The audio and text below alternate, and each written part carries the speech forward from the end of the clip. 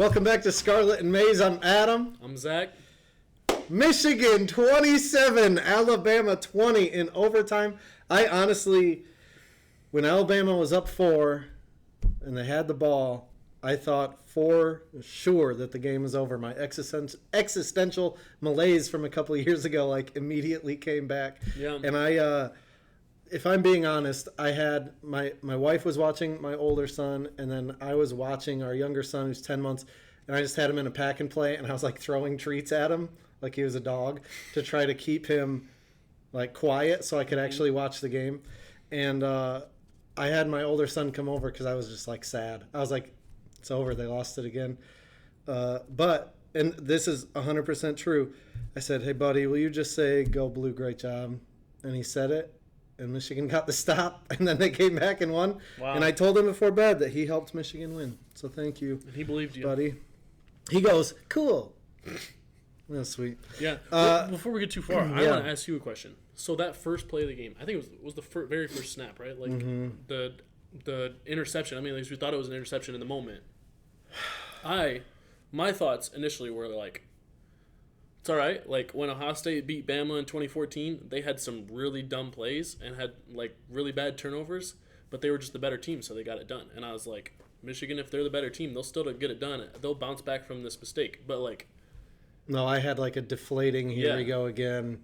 Did you just? And then once they said it wasn't an interception, I was like, okay, let's go. Yeah. I guess when McCarthy came off, Jim Harbaugh was just glad you got that out of your system. Now let's play ball or something like that. Yeah, it was just so bizarre of a throw too. It was was he throwing it away? Was he throwing it? And Roman Wilson, or I don't remember who, one of them was open, and he just held it, and I was like, yeah, whoever. The replay made it so bad. Yeah, it did not look good at all. But hey, JJ bounced back, and it didn't count. So, but no, I did not going into the game. If you would have said JJ has an early pick, but whatever. I would have agreed with that statement, but in that moment, it was more just TCU flashbacks of Michigan just can't win a bowl game, like you always say. Well, even not even that, but then it was just such a rocky start because then after that, the defense got the stop, but then they muffed the punt. And if he would have just caught it, they would have had it at the 40, having to go 60 yards. Yeah. But they would have had good field position. Mm-hmm. And it just flipped. And Michigan's special teams have been good all year. Yeah. And then they just didn't show up. That was wild. It was so weird. Yeah. But I do think it says something that Michigan played pretty far from a perfect game, especially on special teams, and still won. Yeah. Kind of like you said, the better team was going to win. Outside of the first throw of the game, this really felt like JJ wasn't getting any sort of help to me. I'm in a couple of group texts with Michigan friends, and I just kept saying he is not getting any help. There was a Samaj Morgan drop on a third down that would have been a first down. Donovan Edwards, he probably wouldn't have gotten it, but he's been a better receiver than a running back, I'd say, especially this year when they actually throw him the ball. But Michigan had a bad snap on an extra point that hadn't happened all year. Yeah. James Turner was 16 for 18 on the year going in, missed a field goal. Samaj Morgan dropped that punt. But the team was resilient. It seemed for years, that if anything like any of these things happened, the team would start to collapse. But instead, the defense just kept doing their thing. Jesse Minter, gosh dang, he better stay for a little bit. He adjusts on the fly, and he is just really good, honestly. We finally got to see what would happen if Michigan needed JJ late in a game, down 7 late in the fourth.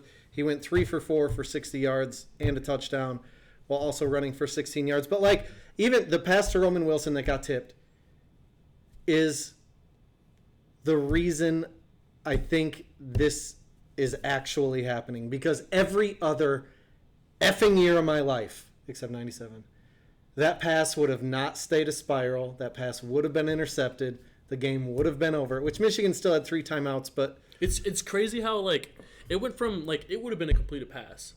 What do you have got? Did he score a touchdown that play? No, we got down to the 6 or something. I couldn't remember if that's what the play they scored a touchdown on or about. No, but for the ball to get tipped and it to result in more, it honestly, it threw the corner off. There's no way that he would have gotten as many yards if the ball doesn't get tipped. No, and that's just wild.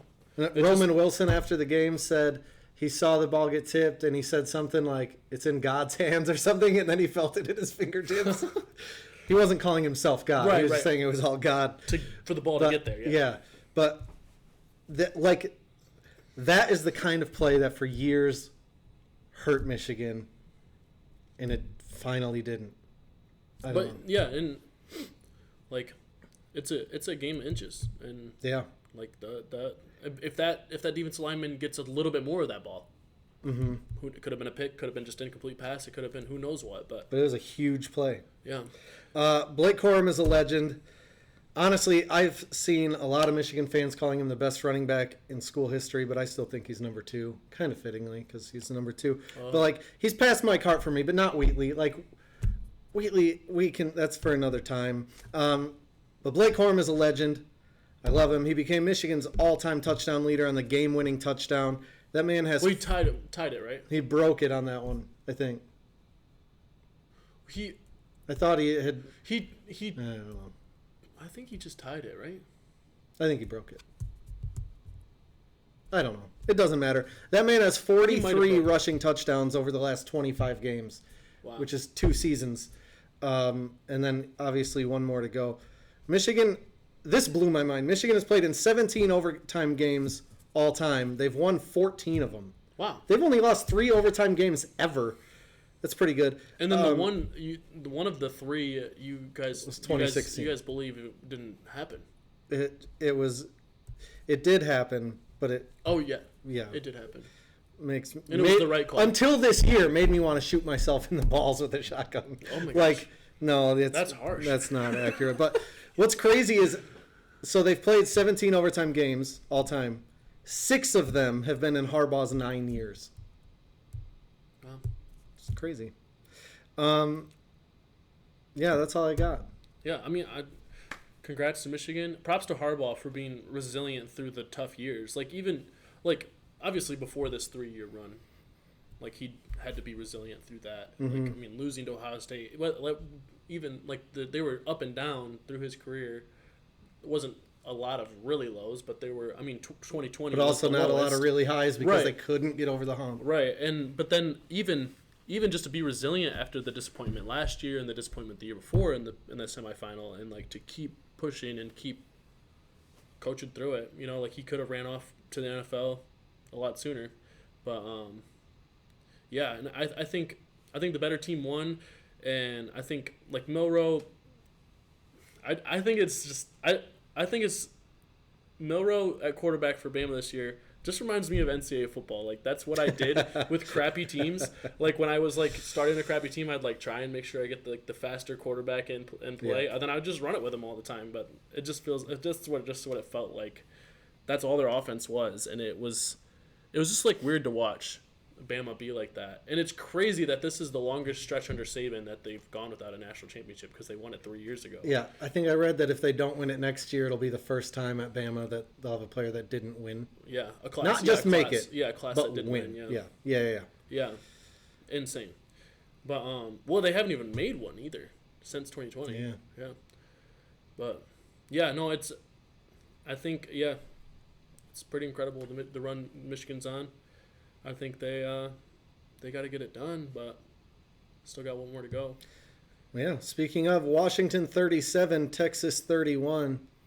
I don't have a whole bunch to say other than that I turned it off before it was over, but thankfully I had to take a dump and then was told that Texas had a shot to win, so I turned it on on my phone from the John. But dude, Michael Penix is super good. Yeah, he's incredible. He throws the ball so accurately, so deep, so quick, and it's so effortless. His receivers feel somehow better than Ohio State's the last couple of years. They just catch every single freaking pass and are always ready to make the catch in the smallest of windows because they know that it could still get to them. The craziest ones to me are when Penix just throws it so quick and it goes so far and it goes right past the corner and the guy's like, yep. It's like they know it's coming. Yeah. Even though it's they can't even see it. It's weird. I don't know. There was one clip I saw where he's there's pressure in it, the defense alignment's right in his face, and he just kind of slings it around. Yeah. Deep too, and it is right on and the it money. almost The looks like he DB's short right arms there. it. Yeah, and it's just on the money. And like, yeah, Penix is incredible. I think he got absolutely robbed of the Heisman this year, but I think it's more clear now after that game. But no, I don't. SEC I don't had to think get something. I honestly don't think it's any more clear than it was before. I think it was very clear. Like it just doesn't like you think back to like when Christian McCaffrey got robbed. Like that was an awful robbery when Derrick Henry won it. And the only reason Derrick Henry won it over Christian McCaffrey was because Derrick Henry was 12-0 and Christian McCaffrey wasn't. And I think like it's absolute garbage that Daniels wins the Heisman. Now it's like flipped, and they like if it would have been Christian McCaffrey in the SEC with losses and Derrick Henry undefeated at Stanford, it still would have been Christian McCaffrey to win the Heisman. Now that I think about it, like I think that is just absolutely disgusting that Penix didn't win the Heisman. Yeah, he's good. Yeah, and I'm like, aside of being a Ohio State fan, anything, like just a college football fan in general, I'm excited to see Penix play against that defense. I'm glad that it's two 14-0 teams. Yeah. That there wasn't an upset. I mean, we'll get into that in the next segment, you know? So, college football playoff takes. Mine is just that we could have gone with the BCS. And I'm glad that it's Michigan and Washington, even though I think I'd have liked Texas for the matchup, like for Michigan odds better. Yeah. I liked college football when a loss probably doomed you. And now with 12 teams, that's gone. It's not about who was the best team all season, but who was good enough to get into the playoff and then got hot in the playoff or had the best matchups in the playoff or whatever. But that's what March Madness is, and that's the best tournament in all sports. It's a different sport, though. Like, I get it, and I love March Madness, but it's a different thing. I don't know. I think that's what separated college football from the NFL, and now we're a step closer to the NFL. But what's wrong with that? I think, like, if anything, you could argue that it's dumber. I think it's worse that the March Madness is a thing compared to a 12-team playoff, because there's way more parity in college basketball than there is in college football. Like, it's way more likely that, like, I mean, Purdue lost in the first round to a 16 seed. Like, yeah, Michigan would have never have lost to a 16 seed in football in a 64-man field. Like, it wouldn't have even like they would App State. Yeah, but they wouldn't have been they wouldn't have been a 1 seed in the playoffs that year. You know, like at the end of the season, they wouldn't have been a 1 seed. They were ranked like third. They wouldn't have been the 1 seed in the playoffs at the end of the season. They were ranked third at the end of the season? No, they were ranked third to start the year when they played App State. Yeah, we both agree that preseason rankings are garbage. I'm talking at the end of the season, after a whole season under these teams' belts. I don't remember what they were ranked, but that's when seed. So they lost 2 and then I think 1 out. Maybe not. They didn't win out, obviously, because they lost to Ohio State. But they beat Tebow in the bowl game. Yeah, they still ended up with salvaged the year a little bit. But that's a 5 seed losing to a 12 seed instead. And App State really probably could have been a 12 seed that year. Like App State, even though they weren't even in the FBS at the time, had a very talented team for being in the FCS. But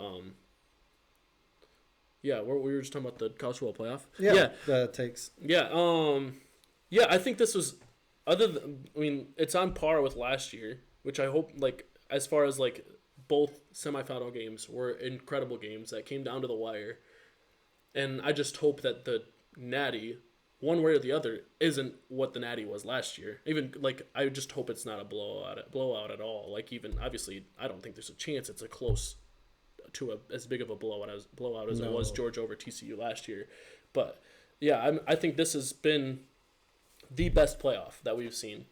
And I think it will be ultimately, and I think they got it right. And I think with the 4 teams, like, sure, you said with the BCS it would have been Michigan, Washington, and the Natty anyway. But I still think it's really fun to play these games. And yeah, I mean it's fun, and Michigan winning the game the way they did was fun.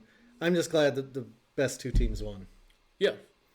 Other bowl game reactions? Yeah, I mean, I think every year it feels like your take on bowl games is more and more true, which is frustrating because, like, bowl games can be fun and, like, I want my team to win. It sucked when Ohio State lost to Missouri. Like, all the crap on Twitter and, like, stuff I heard from fans was just, like, really sad and, like, depressing to read, you know. But, like, I know. Yeah. So, I've like, had years of it. Like, I wish it mattered more to the players and, like, I mean, the players that opt out, like, I don't blame them. Like, obviously, it makes sense, but I just wish there was some kind of solution for bowl games.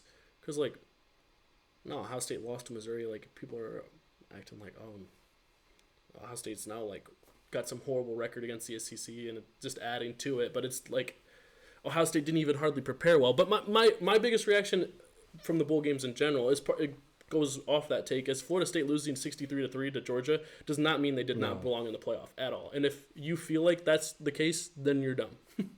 The only thing that bums me out about that is that Florida State didn't rally and win and claim their own. Like that players opted out. Yeah. Is what I'm saying. Yeah. But I also understand because it wouldn't have been viewed as a legitimate Right. So yeah.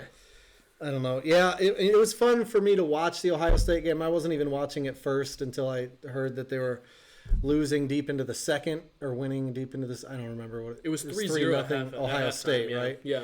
But even so, my wife was like, "What's happening? This is crazy." And I was like, It doesn't mean anything." Yeah, I mean, and they're not playing the real quarterback. Right, and it's not. I don't even think quarterback was the issue. Like, Brown got hurt, and you're gonna get hurt. It's likely you're going to get hurt when the offensive line was playing the way it did. The offensive line just didn't even show up for the game. They took this bizarre story like with the Hinsman. Like, right. I don't even know. It doesn't even make sense. Like, they hardly practiced, but then, and like they had like really light practices, and they're like, yeah, we just felt like he wasn't good enough anymore, and like just benched him. Like, it doesn't even make sense. Like, when you're not even going that hard at practice. At least that's what the rumor is that it was. I thought it was that he said something about NIL. Yeah, that's what the coaches said that they felt like. That's what the rumor is. The real story is he said something about NIL, and that it was a whole story about like how they don't pay offensive linemen as much as other players, like the NIL collectives or whatever. Gotcha. But yeah, like the coaches made it seem like they felt like he like wasn't the right play. But yeah, it was just all games bizarre. don't matter unless they're the playoff. This is just bizarre. And the offense, yeah, there was like a play where I saw it looked like a screen pass, but it wasn't. Like, and there were multiple plays like that. And when you could have Tom Brady back there, and if he has a half a second to throw the ball, he's not going to be successful. Yeah. On to the national championship, the only game left that matters, and the only game left. Yeah, but all the sad. bowl games been played now. I don't know. All of them that matter except for this one. Right. That shows how plugged in I am to the other. Like the other games, I'm like, okay, they don't matter. Yeah, it's interesting. I used to watch them. Yeah.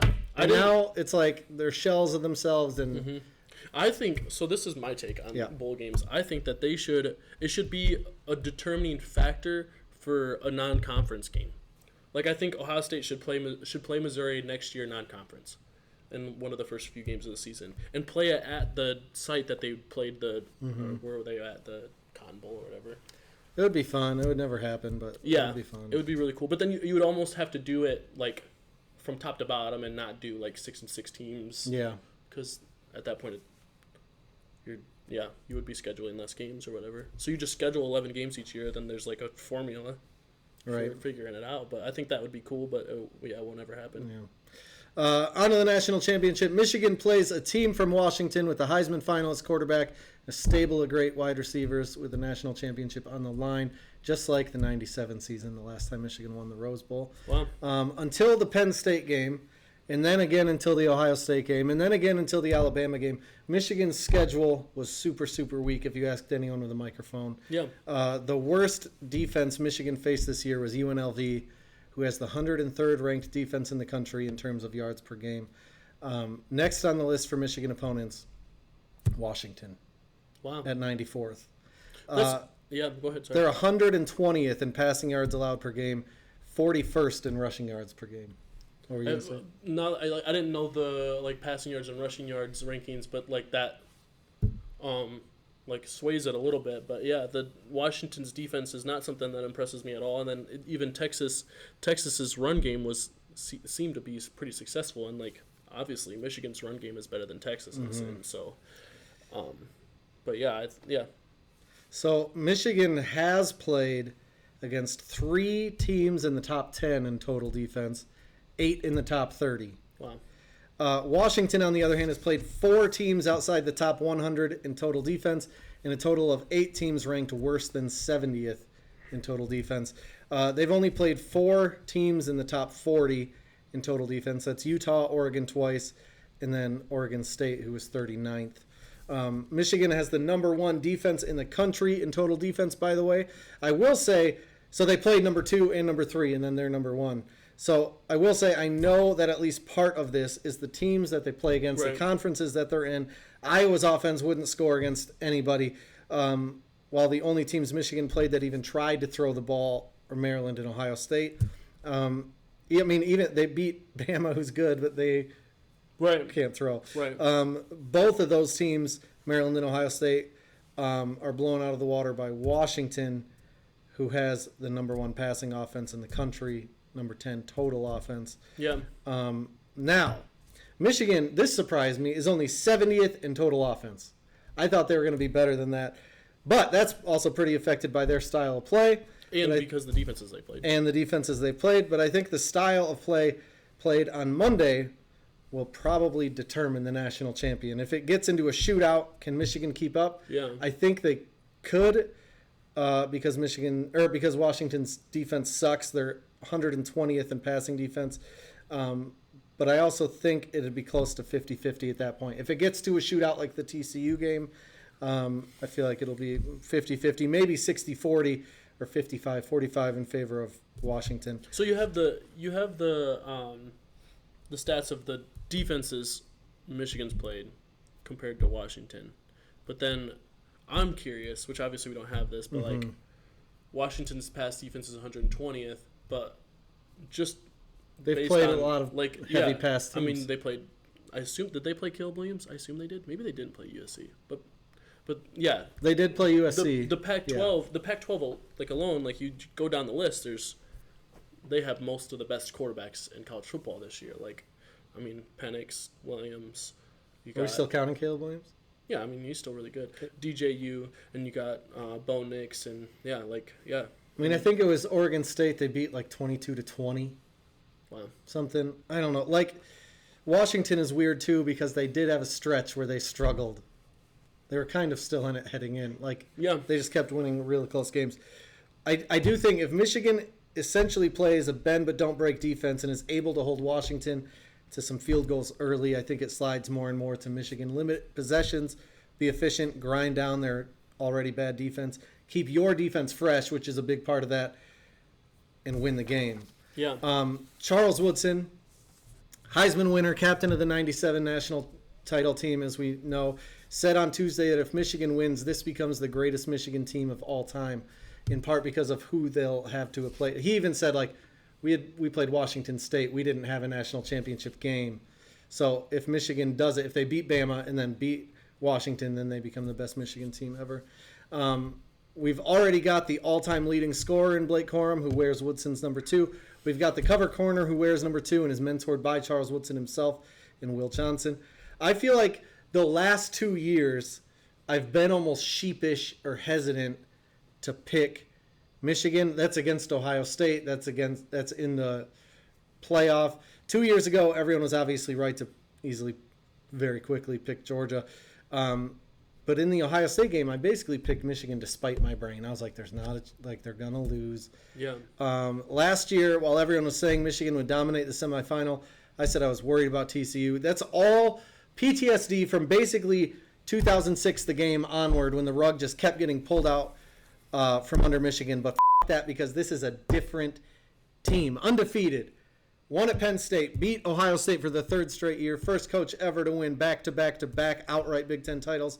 Not playing well and still coming from behind and beating Bama in the Rose Bowl. This team is different, so I'm going to say it with my chest now. Michigan hasn't lost a game when Blake Corum scores a touchdown.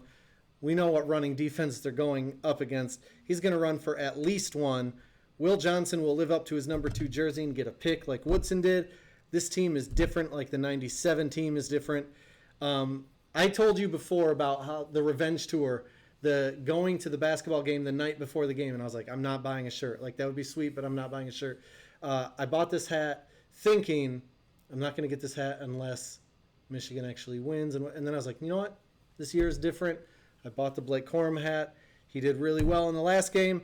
He's going to be my MVP. Michigan 45, Washington 27. Interesting.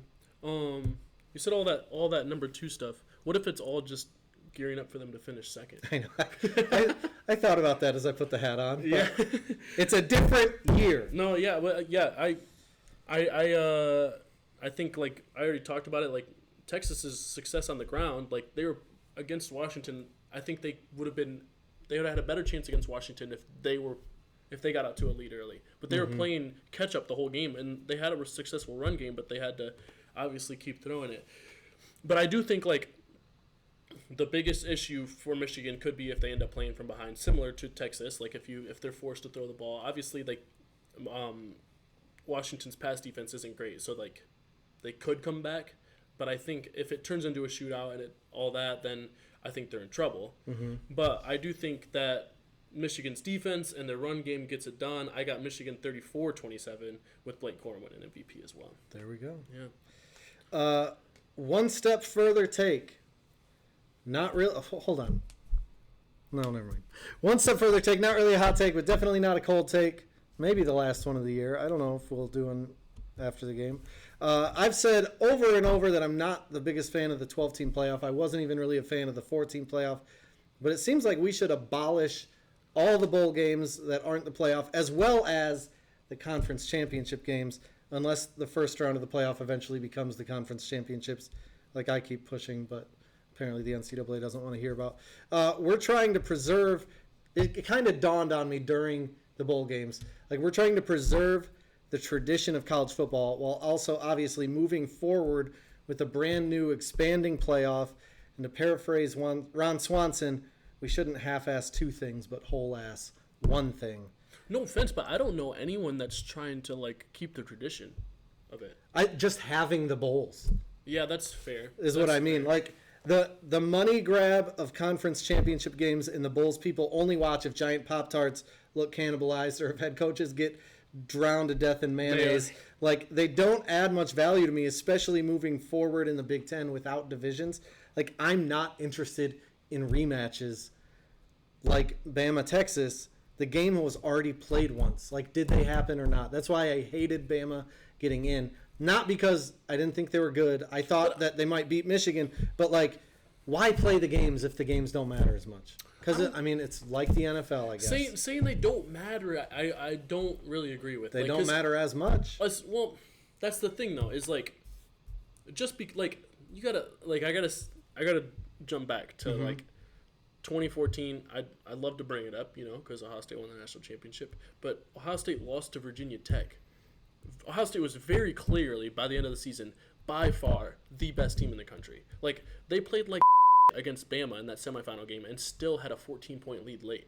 And then they had some really terrible turnovers against Oregon. Like, Cardale Jones had a fumble where he just drops the ball behind him, and they had other turnovers and, like, against Oregon and dominated that game. Like, I don't know, man. Like, if you're like if Virginia Tech would have been a team that would have been really good opposed to being terrible and made it back, you to say, oh no, Ohio State doesn't deserve a rematch against Virginia Tech, I think it's kind of lame.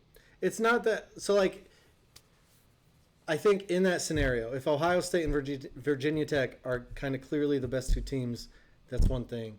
I just don't like within the conference. Like, all right, let's run it back to decide the like. Why are we playing each other? Championship game? Yeah, like if Ohio, the playoff, especially in the 12-team, it's gonna happen. I get that to a degree, and like obviously like the last 3 years, Ohio State and Michigan would have just rematched if they had abolished divisions. But like I probably agree with that. Like as far as like a conference championship game, but as far as that's all I'm saying is the conference championship, not the playoff. That's fair. That's a fair take on that, and I do think that it'll be weird. It'll be interesting if that ends up hurting the Big Ten now, following suit. Because if they're still playing one more game than the SEC. Yeah, if Ohio State in a 12-team playoff, if Ohio State lost to Michigan both times, do they get left out of the 12-team playoff? And I think that would kind of suck if that ends up being the determining factor, is because they made the conference championship game. They lost, because if it would have been no divisions and they lose just once, I think there's no shot. If like this year, obviously there's no shot they get left out of a 12-team playoff. But if they had the 2 losses to Michigan, right, could they have been left out? Yeah. What's your one step further take? Oh, mine is Michigan canceling that game in 2020 against Ohio State is one of the best things, maybe even the best thing to ever happen to them. What about Ohio State not taking J.J. McCarthy is one of the worst things to happen to them? To Ohio State? Yeah. Because not only... No, I know you're not a big McCarthy fan. Is it safe to say for you that he's better than McCord at this point? Yeah. Okay. So they would have had better quarterback play, but Michigan would have been stuck still in quarterback With like Joe Milton. purgatory. Yeah, like honestly, like that people kept saying they need a quarterback to get him over the hump, and they got J.J. McCarthy. They'd have Cade McNamara still. The thing is, Cade beat C.J. Stroud head to head. Hassan Haskins did. Yeah, no, that's my point. Is like Michigan was just the better team. I don't like not to take credit away from JJ. He's a very good quarterback, and I like he's proved me wrong. He's not mid. I don't think he's the best quarterback that we've seen. I don't think he's even probably top 10 this season, but I wouldn't say he's mid anymore. Yeah, I'll change my opinion on that. He's a very good quarterback, but I don't think he was necessarily the difference. Like CJ. I mean, I think he was the difference on Monday. Yeah, I mean, and he might have been the difference this year with like some of those crazy throws that he made against Ohio State. But no, I don't know. I wouldn't go that far. Right. Say that JJ was the worst thing to happen. It is to a Ohio one State. step further take.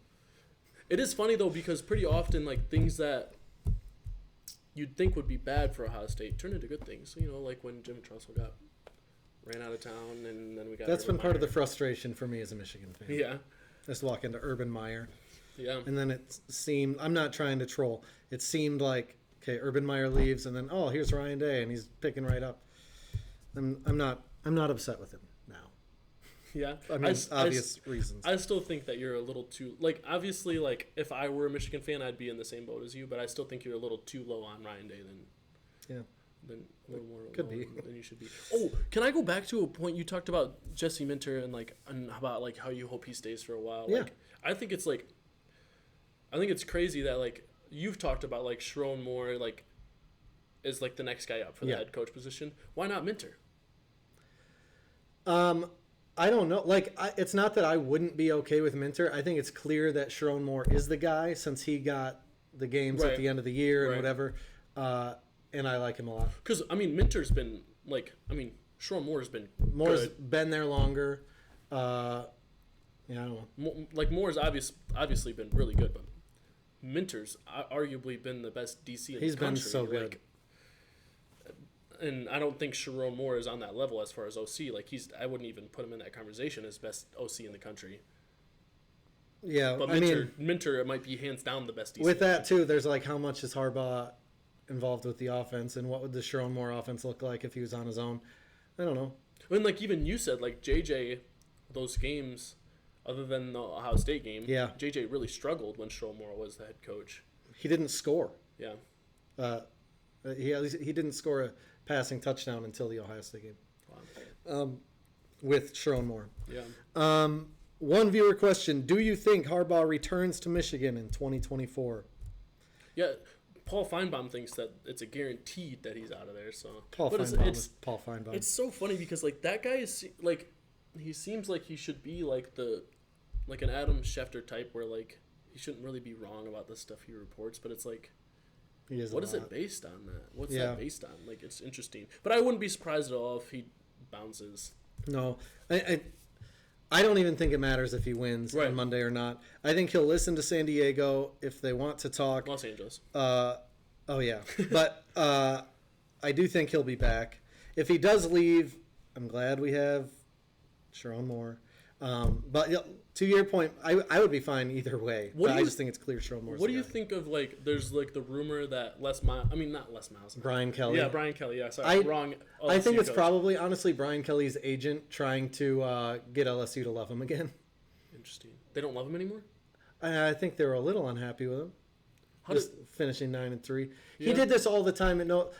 There are certain coaches, Lane Kiffin, James Franklin, who their name always pops up for jobs that aren't even open yet, and then they get raises. I don't know that he'll get a raise year 2, Brian Kelly. I mean, Mel Tucker even did it. That's what. That's a lot of the reason why he got such a big.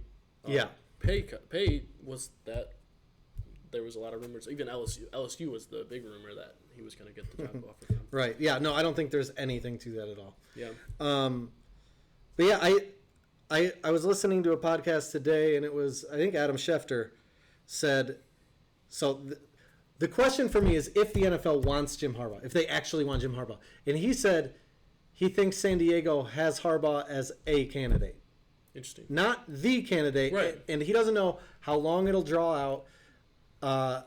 And he did say he thinks it'll take like a lot to take Harbaugh away from Michigan, which is different than what he had previously said before. Well, and I wonder if that's part of the reason that he hasn't left after the rumors before is because that he hasn't necessarily gotten a job offer. You know what I mean? Like if the Vikings one for sure. Like he wanted to leave, and that one didn't. Last year, I do think he just pulled out. Like he was like, there just wasn't the right offer, right. Which is like smart on his he's. I do think he's happy here. Yeah. And in the back of his mind, there's the Super Bowl, which makes me really not want the 49ers and Ravens to make him be thinking about when he made the Super Bowl against his brother. Oh, I mean, the Ravens aren't going to make the Super Bowl, so. Maybe not. No, I mean, they won't. That's You can clip this when they lose in the playoffs, too. I probably won't. But things no one is talking about. What do you got? So the 4-team playoff started with the Big Ten beating Alabama, then playing a generational Pac-12 quarterback in the national championship, and it ends the same way. That's crazy. And the Big Ten won that year, obviously, because I already brought it up. Ohio State won in 2014. They beat Marcus Mariota. I really hope. I remember listening. I was on the way home from a conference or something, and I was listening to the Ohio State-Oregon game, and I was like happy because Oregon was up early, right? Oh yeah, but Oregon first drive of the game drove right down the field. That's what I mean. It better not happen. Like, I would love Michigan to win. For my heart's sake, I really can't take another pick on the first play of the game. Or I need Michigan to start good and just play good all game and get the win. Yeah. This is a new year. Yeah. Mine is since Connor Stallions left Michigan, Michigan beat number 2 Ohio State, number 4 Alabama, number 10 Penn State, number 16 Iowa, Maryland, and Michigan State. Only one of those games was at home, and they beat the spread in every game except Maryland, who scored with 18 seconds left to make that happen. Do you think the spread was more? Do you think maybe Vegas had a more accurate spread? Maybe against Maryland, but it came out too soon to affect Michigan State, and then they played 4 top 20 teams. 3 top 10 teams. Yeah, and the spread's always going to be minimal on those anyway. Yeah. So if you win by a touchdown, you're covering. I mean, that's what's funny is Michigan really was so close to losing 4th and 2, whatever, that tipped pass, and then all because they scored a touchdown. Like, football spreads are funny to me. Right. Because they scored a touchdown and then they over doubled the spread. Well, and that's why Vegas keeps doing it. Yeah. Yeah. I mean, what wasn't it like a ridiculous amount of the bets were on Alabama to beat Michigan. And Vegas 90%. Just kept doubling down on Michigan, basically. Yeah, and so now Vegas is eating good, you know. Vegas is Vegas. Tweet of the week. What do you got? Okay, so my tweet of the week got cut off of my notes, and I'll just paraphrase it. It was basically the quote that Greg McElroy said after Florida State got snubbed, that you can't overcome average or bad quarterback play to win a national championship. And it's so funny because, like, as Alabama was losing and Alabama lost, I just thought back to that comment and I was like, I should have known. Like, I should have picked Michigan. Like, obviously, like, after the former Alabama quarterback was like, oh yeah, you can't overcome average quarterback play, even though he was very average, if anything terrible at Bama, and won a national championship. And I mean, obviously he wasn't terrible, but he was realistically mid. Cade McNamara. Right. And so I just think it's hilarious that, like, Milroe, I mean, he threw for 130 yards? Yeah. And more than a whole game. And I should have known. That's my tweet of the week. Yeah. Mine is, it doesn't actually matter who tweeted it because Will Johnson retweeted it. Yeah. But Will Johnson wore blue Jordan cleats and white Jordan gloves all season until the Rose Bowl. And then there's a picture of him in the Rose Bowl and Woodson in the Rose Bowl, and he was basically dressed like Woodson. Nice. So he was just like confirming, like, yeah, I was trying to be like Woodson. That's cool. Well, see you on the other side. If Michigan loses, I don't know if I'm going to survive. All right. If they win, I don't know if I'm going to survive. I don't know if I'm going to live past Monday night, is what I'm saying. But until then, until next week, when whatever day, because we normally would record on Mondays, whenever we actually record, whenever this actually gets broadcast, whatever. Yeah. See you next time. Go Huskies.